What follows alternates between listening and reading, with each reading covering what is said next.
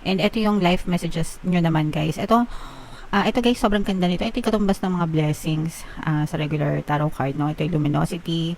Ibig sabihin nito maliwanag, maliwalas, fresh ang iyong kabuhayan.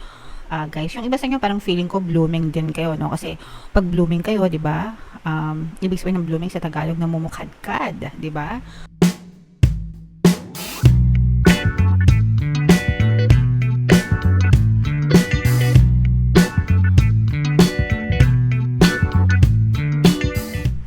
Hello guys, hello Cancer, welcome back to Pinay Pixie Tarot.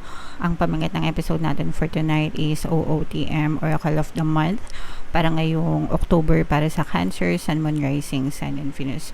Meron tayong tatlong set ng decks dito guys. Ito yung para sa spiritual messages nyo, ito yung sa life messages, and ito naman yung sa love life mga kapixie. So kung ano na lang yung message na makaresonate sa inyo guys, take that message. Unahin natin tong spiritual message for you guys. So yung first message guys, we have the horse energy, freedom. Wow, napakagandang message. Your heart is pure and free. A greater purpose calls you. You have unlimited reserves of stamina and strength. You follow the winds of change and accomplish your dreams. So ito mga kapiksi, ibig sabihin nito parang with your heart is pure and free. So parang inosente kayo mga kapiksi. Inosente in a good way guys. Kasi parang ibig sabihin nito, your heart is pure of sincerity, no? Sincerity hindi lang sa mga tao sa paligid nyo, but sincere kayo sa lahat ng ginagawa nyo, sa trabaho nyo, sa kung ano mang adhikain yung pinupursue nyo sa buhay. And for some of you, parang feeling nyo hinahatak kayo ng parang purpose-driven life kayo. Nagets nyo ba? Ibig sabihin parang you're doing some things na tingin nyo is may purpose, no? Tingin nyo makabuluhan talaga. Tingin nyo yung tipong makatulong hindi lang sa inyo, kundi even sa mga tao sa paligid nyo or dun sa mga mahal nyo sa buhay mga kapiksi. For some of you guys, with this unlimited reserves, ibig sabihin nito parang unli yung lakas mo, no? 'Di ba yung mga kabayo, 'di ba parang you perceive them as malakas, strong, taking action, 'di ba? Kasi 'di ba yung mga kabayo nga sinasali pa sila sa karera, 'di ba? So parang mabilis ang buhay para sa inyo.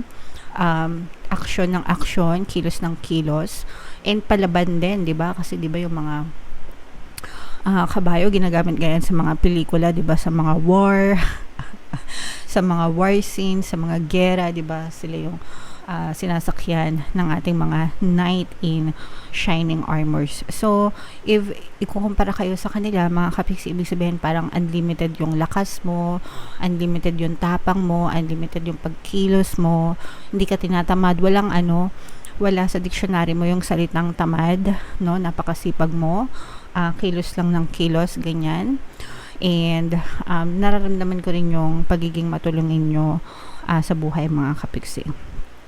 And hindi rin kayo, kumbaga parang hindi rin kayo takot na magbago ng direksyon sa buhay as long as makakatulong siya, no, para ma-achieve nyo yung mga pangarap sa buhay. Okay lang yan. Sometimes talaga pwedeng magbago yung direksyon natin sa buhay as long as yung goal natin is the same, no? Okay lang yan mga kapiksi. Or pwede rin naman din na magbago yung goals nyo kasi syempre nothing is permanent in this world, di ba? Sa lahat nagbabago. Dati nung medyo bata-bata pa tayo, yung karamihan, no? Gustong yumaman, gustong sumagana, pero na nagkakaedad na gusto mo na lang peace of mind, di ba? Kasi na-realize mo na hindi pala ganun kadali na yumaman, pero parang yung iba parang iniisip na lang nila, gusto ko na lang ng peace of mind, gusto ko na lang ng comfortable life, no? Marami akong kakilala mga ganun mga kapiksi, and that's fine. As long as masaya kayo doon, as long as yun yung prefer nyo, okay lang yan. mga kapiksi. Okay? And for some of you, talagang ma-accomplish yung mga pangarap nyo sa buhay dahil sa pagiging masikap nyo and masipag nyo sa buhay. So, i-mind yan guys. Mind, lakas ng loob, unlimited na lakas, accomplish my dreams, yan. So, i-mind yan sa comment section. Deserve nyo yung mga positive energies na yan, mga kapiksi. So, up next naman, tingnan naman natin yung life messages para sa inyo. So, shuffle natin to guys. Habang sinashuffle natin to, panoorin nyo muna yung video natin regarding sa ating paano mag-manifest ng abundance video course. Kapiksi, sawa ka na ba sa mga struggles at hirap sa buhay mo? Masipag ka ba at masikap sa buhay ngunit hindi ka pa rin umaasenso? Ilang beses ka na bang nag-attempt mag-negosyo at mag-invest pero palagi ka pa rin nalulugi? Sa pagkakataon na ito ay maaaring may subconscious beliefs ka na nagiging balakid sa iyong pag-unlad at pagyaman. Introducing, paano mag-manifest ng abundance video course. Dito ay matututunan mong ma-overcome ang mga balakid mo para tuluyan ka ng umunlad, umasenso, sumagana, maging matagumpay, successful at maswerte sa iyong kabuhayan, pera, trabaho, negosyo, salapi at kaperahan ng bonggang-bongga. Dali, mag-send na ng email sa pinoypixie@gmail.com at simulan na ang iyong pagyaman ngayon. Alright, so sa lahat ng gusto mag-avail ng course guys, meron tayong discount. Until September 30, magbibigay tayong 500 pesos na discount. So, i-avail nyo na yan guys. Sobrang ganda. And ito yung life messages nyo naman guys. Ito guys, sobrang ganda nito. Ito yung katumbas ng mga blessings sa regular tarot card, no? Ito yung luminosity. Ibig sabihin nito, maliwanag, maliwalas, fresh ang iyong kabuhayan. Guys, yung iba sa inyo parang feeling ko blooming din kayo, no? Kasi pag blooming kayo, 'di ba? Ibig sabihin ng blooming sa Tagalog na mumukhadkad, 'di ba? So parang mga bulaklak na blooming na mumukhadkad. So parang maganda, fresh, maliwalas yung energy nyo, maliwalas yung buhay nyo, mga kapiks. Hindi kayo masyadong namang problema, hindi kayo nagkukulang at least sa buhay nyo, okay? Pwedeng hindi man kayo ganun ka super yaman mga kapiksi, pero blessed pa rin kayo. Hindi kayo kinakapos, hindi kayo masyadong namang problema. And yun lang sapat na mga kapiksi. Sometimes hindi naman natin kailangan ng masyadong maraming pera, no? Lalo kung wala mga pagkakagastusan, di ba? At saka hindi naman pera yung sukatan ng kayamanan mga kapiksi. As long as komportable kayo, and masaya kayo, kumakain kayo, sabi nga, di ba, kumakain kayo ng 3 beses sa isang araw, okay na yun, di ba? So, yeah, and ako nga 2 beses lang. Para di ba? Fasting din pag may time mga kapiksi. Anyway, so you're so blessed guys. So i-mind nyo yan, mga blessings sa buhay nyo. And eto guys, no, this is spiritual maturity. For some of you guys, ibig sabihin ito, for some of you, pwede nagkakaroon din kayo ng mga spiritual awakening or mas lumalalim yung kaalaman nyo or yung interest nyo sa mga spiritual na bagay, spiritual na aspeto ng buhay nyo. And okay lang naman yan guys, kasi we're all spiritual beings, no, trapped in a human form guys, no. Lahat tayo spirits mga kapiksi.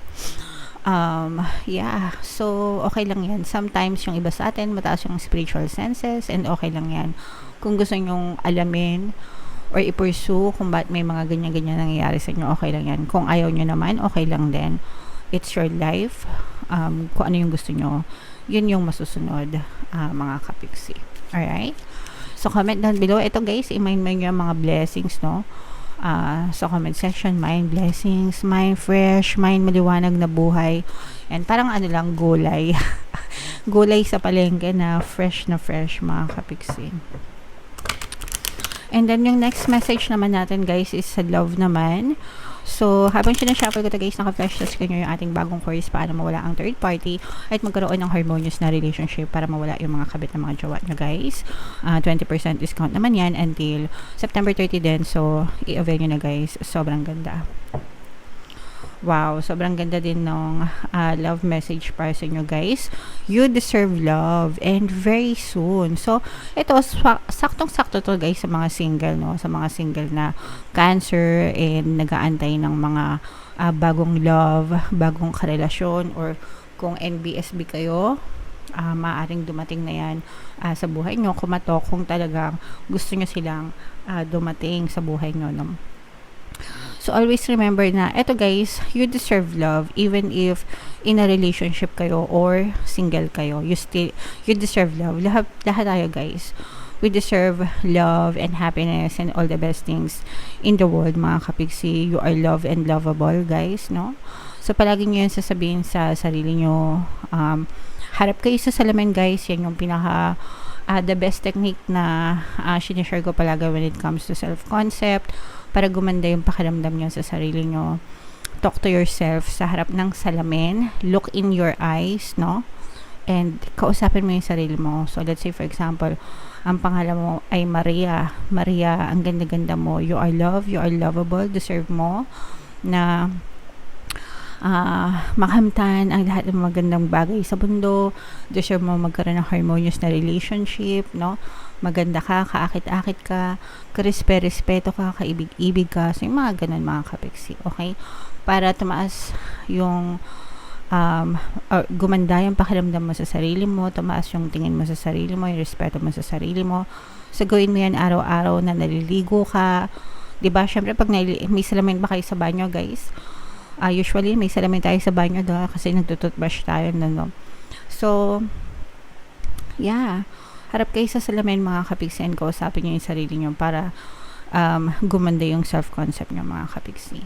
And of course, very soon, no? Very soon, kung ano yung relationship na hinihiling mo, pinagdadasal mo, guys. Kailangan alam mo, kailangan specific, kailangan pinagdadasal nyo, guys, no? And pag dumating na, lalong ipagdasal nyo. Ngayon, kung kayo naman ay in a relationship na, ipagdasal nyo pa rin, di ba? Dapat consistent sa pagdadasal para talagang harmonious yung relationship nyo with your partner or specific person, mga kapigsi. Okay? Alright. So, yeah. Comment down below. Ito, i-main nyo yan.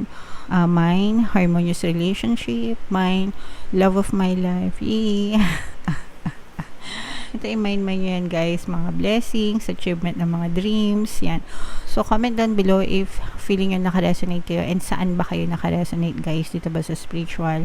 Dito ba sa life? Or dito ba sa love life? Comment down below, mga kapigsi.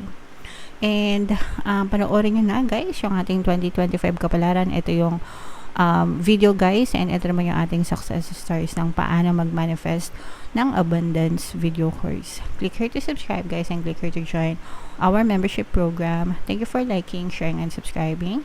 And see you again next time. I love you all, guys. Have a nice day. Bye-bye.